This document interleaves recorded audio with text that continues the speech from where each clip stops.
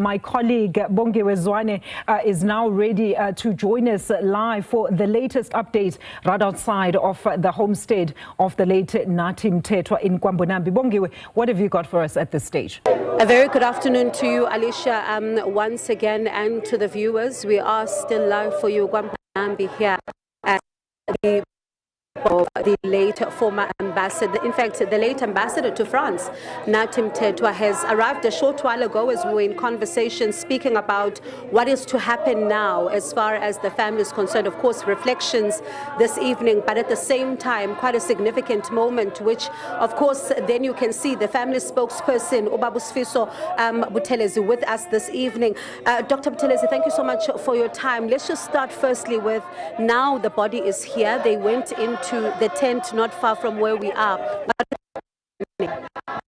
Good evening to you. Good evening to the viewers. The faith that is being practiced is more of Nazareth, right?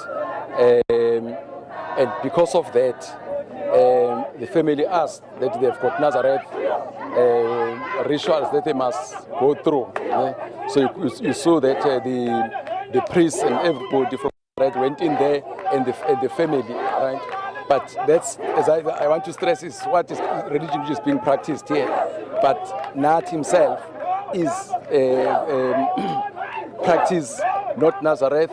You remember when he got married, he was married by the chaplain of the ANC and Roman Catholic priests. So that's how it's going to.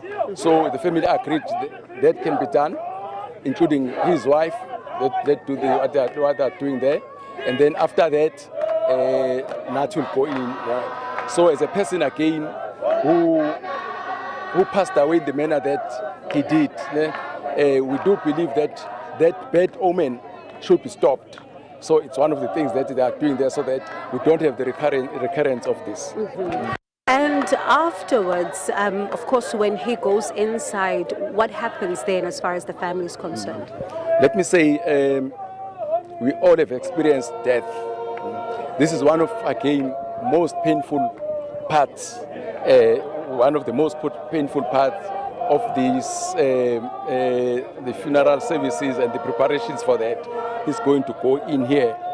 We do believe that somebody, before we take him to the place of his final rest, must come and sleep at home. So what's going to happen is going to come in here. He's going to sleep here at his home, at the home of his forefathers, before we bury him tomorrow.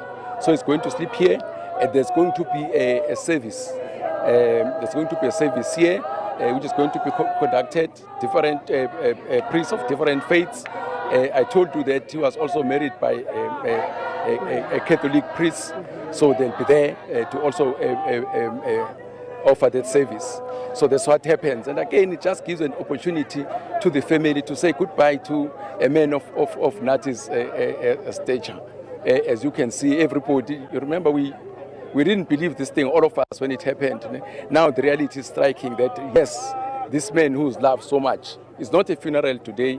You could see then as you were coming this side that you found people there because they know that one of their sons of the soil, is leaving them forever as far as the body is concerned. So I'm just saying all these people here, people of all denominations, people of all walks of life, people from different political parties.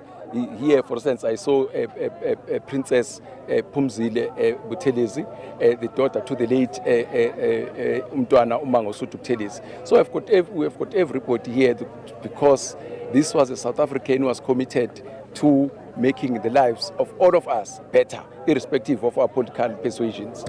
Let's talk about, all of us are here, right? And we've been hearing from different people, Bagwambonambi, talking about a man they know, a son they know. There is, though, one person who a lot of people are wondering, how is she taking all of this? That's your sister, his wife.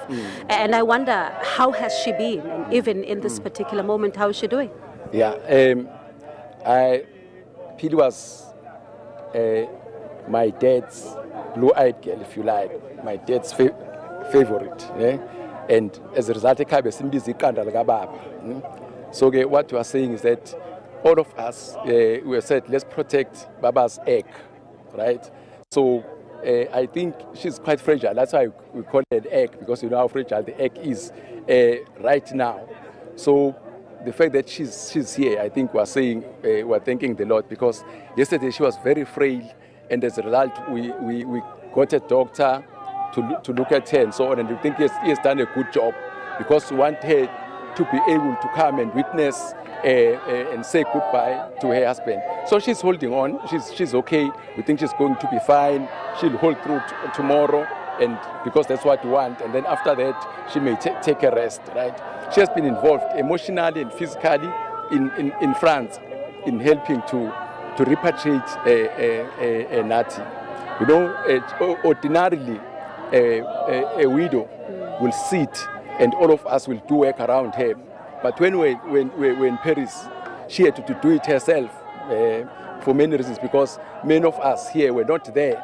But again, the language barrier, she needed to be there to try and make things happen. I'm telling you, if she was not there, right, helping and making sure that we go to the prosecutor's office, we go to the mortuary, they want this, they want that, and she's there to try and assist us. So she was physically and emotionally involved in all this thing. But we are saying the fact that we are here, we are very, very much grateful to the Almighty and to our forefathers that they looked after us and make sure that finally Nath is getting into his house. Thousands of kilometers away, but thanks God, we thank everybody, our government, we thank our people, we thank the prayers which ensured that finally Nathi's boat is here. So I think she'll hold on. She's going to be okay and make sure that until we put Nathi there, she's there, she witnesses everything. So I think in a long-winded way and give you some information, I think she's fine. As a final question for you personally, a brother-in-law, how would you describe your relationship? Nathi, we started being comrades, or we'll meet in our meetings and so on, comrade Nathi, and it didn't go any further than that. We were comrades, right? And before I knew, he had graduated himself to be my brother-in-law. Okay, when I saw Spar, okay, they've made their decision, right? From that time, we embraced each other. You see, me and Nathi, there's nothing we didn't speak about. And we stayed together in Cape Town, so that was that. But he graduated from being Spar to be my brother. Nathi was my brother. I can tell you 101 stories. I always say that the way we're close, we'll even gossip about my sister, which it means the relationship that we had.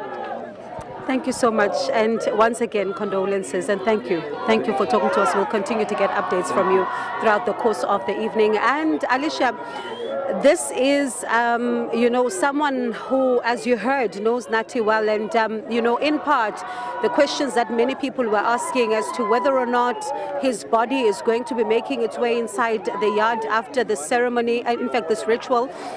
Yes, he says it is going to, and at the same time you hear of a wife who was fragile, and I suppose yesterday possibly that was the moment where everything was probably rushing through her mind, because as you heard, she was quite involved in this particular process. A lot of his comrades in the African National Congress also here as well. We'll be speaking to Malusi Gigaba, for example, after 6 o'clock. I also spotted the Deputy Minister Mondli Gungubele. There's quite a number of them who are also here, and we will be in conversation with them throughout the course of the evening.